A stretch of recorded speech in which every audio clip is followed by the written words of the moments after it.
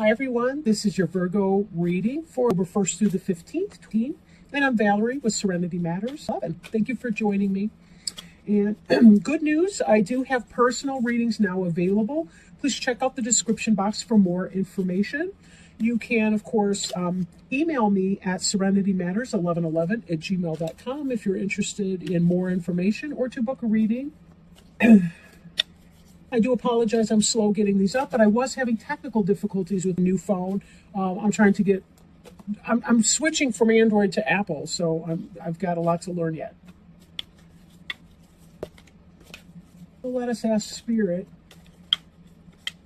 to help us understand and find guidance, healing, love, and help for our Virgo friends. October 1st through the 15th, please.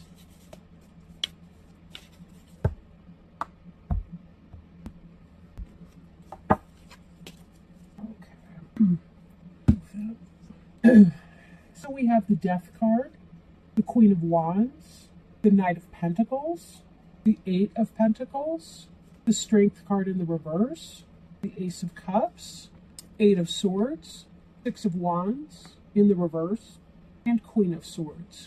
So what strikes me right off top is you've got a lot of different people in your deck right now. Let's take a little bit more of a look at that. We have on the bottom of the deck the Queen of Pentacles in the reverse. In the upright, Queen of Pentacles is Taurus, Virgo, or Capricorn. She is in the reverse as well, but we see someone who's ungrounded, unstable, financially unstable typically.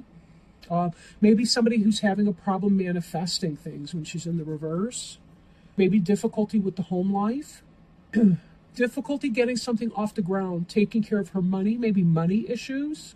Possibly in a big way.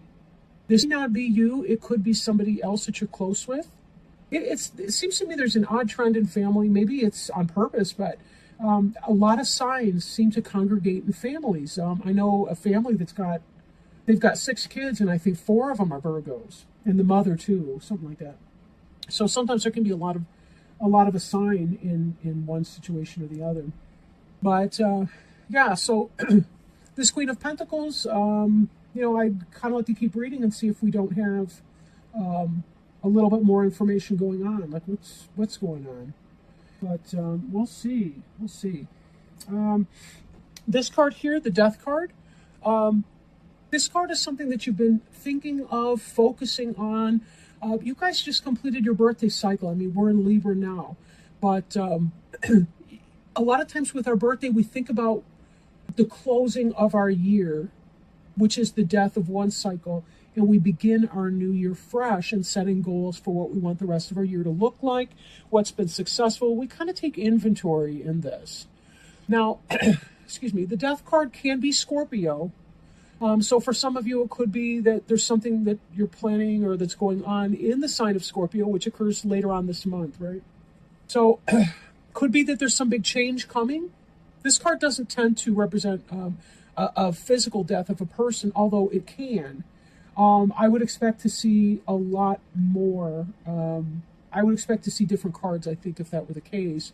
I think it's more likely a symbolic death for most of you. But this does have to do with a great deal of change. And of course, it's necessary to clear out things before we begin new, right? We got to make room for it.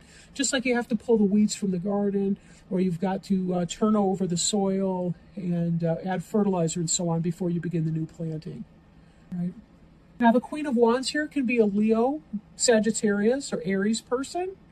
She's in the upright position, so she's somebody who's passionate, or this could be you bringing forth that energy and that you're passionate about something and you're beginning to be able to manifest that. Now, this is very different energy from this Queen of Pentacles in the reverse. For some of you, it could be that somebody in your life is stepping out on you with either they're going towards the Queen of Wands and stepping away from you, or you're thinking about moving forward, getting your own life together, healing and moving on when somebody else is leaving you for this Queen of Pentacles in reverse. Because she's in the reverse, I distrust her more than anything. And that's kind of where God is leading me. The Queen of Wands, she tends to be a very benevolent person. She's not a harmful person. She is passionate, so there is that kind of passion there. And it could be that some of you are dealing with the death of a relationship because your mate is leaving you for someone else. Maybe you feel like the Queen of Pentacles being left out in the cold, that you're no longer in that scene. Maybe you're having a hardship getting your money under you. Maybe it's slow, this money right here. Because if you are going through a symbolic death such as a divorce, it could be that the money is slow right now, and that's why you're feeling financial stress. But if this energy represents you, this could be about you taking and seizing opportunities, putting action into physical manifestation. Slow, but it could be the beginning of a new business that's taking off, but there's a little bit of slow energy here as you're trying to take it off. I mean, take your business off, get your business off the ground, that is to say. So there's that. Now, on the bottom of the deck, I am seeing the Three of Swords in reverse, just underneath the Queen of Pentacles card, which to me can indicate that third-party situation. Again, somebody could be cheating on you with a Leo, Aries, or Sagittarius. Or it could be that this Queen of Pentacles has something to do with that, the reversed Queen.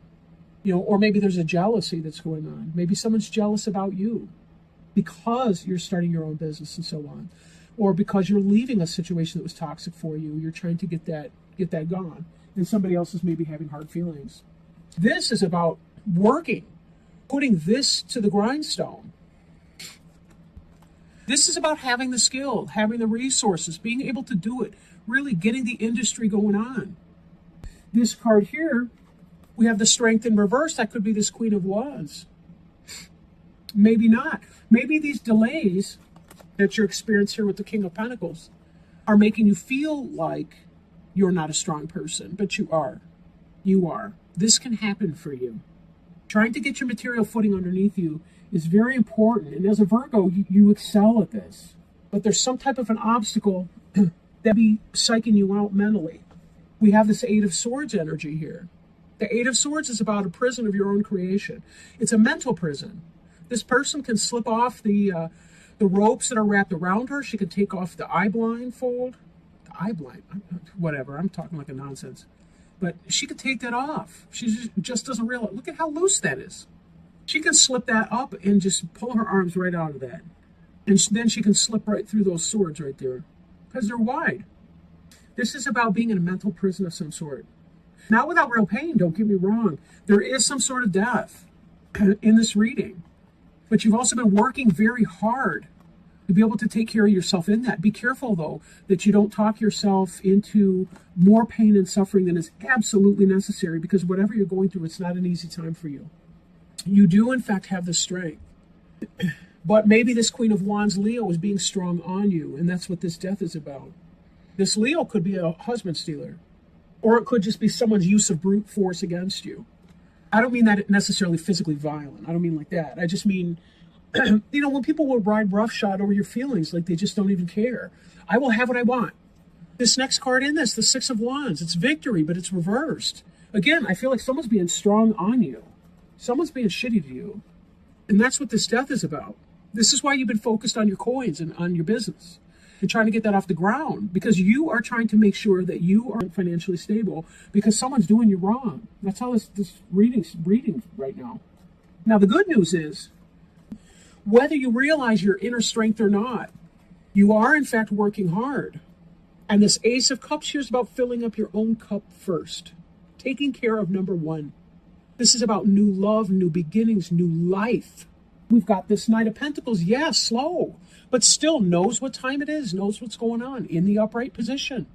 This could be you foraging forward with your own new business, cutting out what no longer serves you, cutting out. This could be the divorce, right? This could be an air sign right here. This could be a Gemini, Libra, or Aquarius who's helping you. Or it could be that your mate is leaving you for an air sign. So we've got air sign and fire sign, both, that could be messing with you. Or that earth sign, that Queen of Pentacles in the reverse, might not be you. Or it may be that you're feeling out of sorts as you're transitioning. But remember, setting yourself up financially, taking care of the business, the jots and tittles of life, the details, that is your wheelhouse, right? That is what you are good at. If you're about to be a divorcee or divorcee, what's a man? I don't know, whatever. If you're getting a divorce from somebody, leaving a relationship that's toxic, leaving a business environment that's left you completely and totally unfulfilled, it's because somebody's been shitty on you. Somebody else's victory is at your expense. And that's why you're moving on from this situation. It's not a happy one. This is happy, and this is the energy you're moving toward. You want to get your feet under you, and what you're actually going to find out is that you are in love with this new business, this new opportunity that's coming for you. Whatever it is that you're going to create, you're going to find a love for what you're doing, and you're going to be good at it. And this energy here of cutting something out. Earth signs are very, very logical. When it comes to their business, they are very, very logical. That doesn't mean that they don't feel deeply. They do. They hurt. Their blood runs red, but they know how to pull it out and make it happen. They are so enviable in that. This is a very powerful reading for you. If you've been going through this kind of a rough time at your business, at your marriage, your home life, whatever, somebody not being square with you, treating you unfairly, you're putting in the work. You're making it happen. Excellent, excellent stuff. Let me go ahead and pull our oracle card here. I am working with the Sacred Traveler oracle cards today. Speaking of Virgos, this is a gift from a very special Virgo friend of mine who is recently back from Arizona. Beautiful deck. This particular Virgo had no idea that this was on the Amazon wish list since actually last Christmas, just by a happy accident. But, she knows that I do these readings and brought me back a deck of cards. How beautiful is that? Thank you, Della. So let's go ahead and shuffle these and see if there's any additional guidance, wisdom, help, assistance, loving message that Spirit has for our friends, the Virgos, or cross watchers who be influenced by Virgo in their moon or rising sign as well, or friends of a Virgo cross watching. For the 1st through the 15th tween. All right. View from above. Get the big picture. Give me a second to open that little booklet. View from above. Yes, get the big picture. Don't get bogged down in details. Let go of petty concerns. Get the big picture. Imagine that you're seeing your life from above. Only do what is truly important. Everything else is inconsequential. Go through each area of your life to look and see what the big picture is. Make major life decisions based on this strategy. The Sacred Traveler wants you to know it's easy to forget what the overall journey is about when the traveler gets caught up in the day-to-day survival and the ups and downs of life on the road. It's only when the traveler takes time to look at the big picture that he realizes that most worries and anxieties are only temporary. Imagine yourself in the future. Ask yourself if what you are doing now will be important to your future self. Focusing on those concerns takes up valuable life force energy. Keep your focus directed on the important things in life. Let everything else drop away. Good card to pull here. Good card to pull here. And thank you so much for joining me. I really appreciate your time. You don't have a whole lot of time in your day, and I appreciate that you're joining me here. Don't forget, if you're interested in a personal reading, maybe to see what some of these energies are about or what some of these people are about, let me know. Send me that email to serenitymatters1111@gmail.com. The information is in the description box below. And again, I appreciate your time spent. So thank you so much, Virgos, and I will talk to you the 15th of the month. Thanks again. Love you. Bye.